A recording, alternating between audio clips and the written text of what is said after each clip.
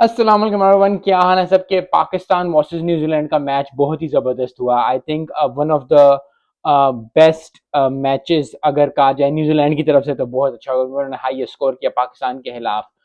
काफ़ी ज़्यादा फेंटी मारी पाकिस्तान को। आई थिंक 20-30 स्कोर ज़्यादा कर गए थे। 228 226 कर जाना एक टीम के खिलाफ, वो भी T20 में, इट्स वेरी मच पॉसिबल कि दूसरी टीम जो है वो हारेगी हारेगी।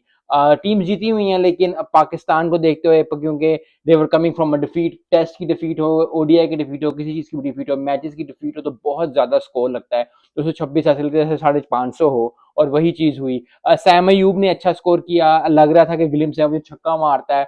बहुत ज़बरदस्त चीज़, लेकिन फिर वही है कि क्रिकेट है, रन आउट हो जाते हैं। बाबर आजम की मुझे खुशी है कि बाबर आजम ने अच्छा स्कोर किया 50 की, उसको बहुत ज़्यादा कॉन्फिडेंस आएगा, क्योंकि दैट इज़ ड्यू। और मैं पहले भी वीडियोज़ में कह रहा था कि दुआ है कि बाबर आजम जो 100 भी करे और फिर कन्वर्ट करे अपनी जो भी आप स्कोर करो, आप जब तक उसको कन्वर्ट नहीं करोगे जीत में, तो बहुत ज़्यादा जो है थोड़ा सा जो है वो मसला रहता है, क्योंकि हार हार ही होती है एट द एंड में, जीत जीत ही होती है। न्यूजीलैंड को बहुत बहुत मुबारक हो, मिचेल ने अच्छा स्कोर किया, विलियमसन ने अच्छा स्कोर किया। आई थिंक दोनों जो हैं वो बहुत ज़बरदस्त प्लेयर्स हैं, और दोनों ज़बरदस्त प्लेयर्स होने के साथ साथ जो हैं वो बहुत ज़बरदस्त जो हैं वो टीम को हमेशा लेके चलते हैं जब भी टीम मुश्किल में होती है, क्योंकि पाकिस्तान ने पहले ओवर में विकेट निकाली थी, फिर 50 पे 2 हो गए थे। आई थिंक जहाँ से उन्होंने लेके चले, जैसे उन्होंने कैटेगोरिकली और समझ के सिस्टमेटिकली मारा, हिट किया आमिर जमाल को। अफरीदी की बात कर लेते हैं, 3 विकेटें ली अफरीदी ने, बहुत ज़बरदस्त।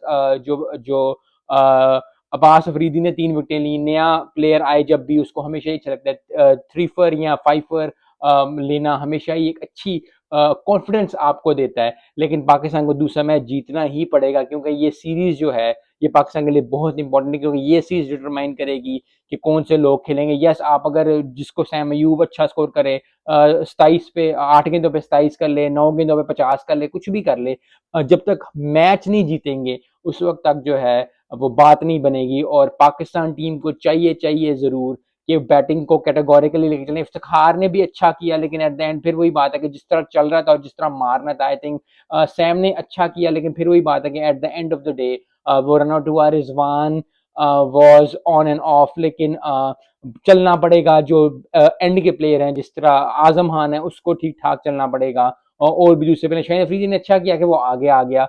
ही wanted to play he wanted to play a captain innings, लेकिन लक ने साथ नहीं दिया। और फिर वही बात है कि जब इतना ज़्यादा स्कोर हो, तो बहुत ज़्यादा टीम जो है, दूसरी टीम जो खेल रही होती है, वो डगमगा जाती है। और पहला सीरीज में इतनी कुट पड़ जाए आपको, तो बहुत ज़्यादा मुश्किल हो जाता है। आई होप कि पाकिस्तान स्ट्रॉन्ग आए, क्योंकि चॉइस नहीं है। और क्योंकि जून में जो है वो वर्ल्ड कप हो रहा है यूएसए में, वेस्ट इंडीज में, तो बहुत ज़्यादा इंपॉर्टेंट है कि राइट फुट के साथ जो है वो पाकिस्तान स्टार्ट करे।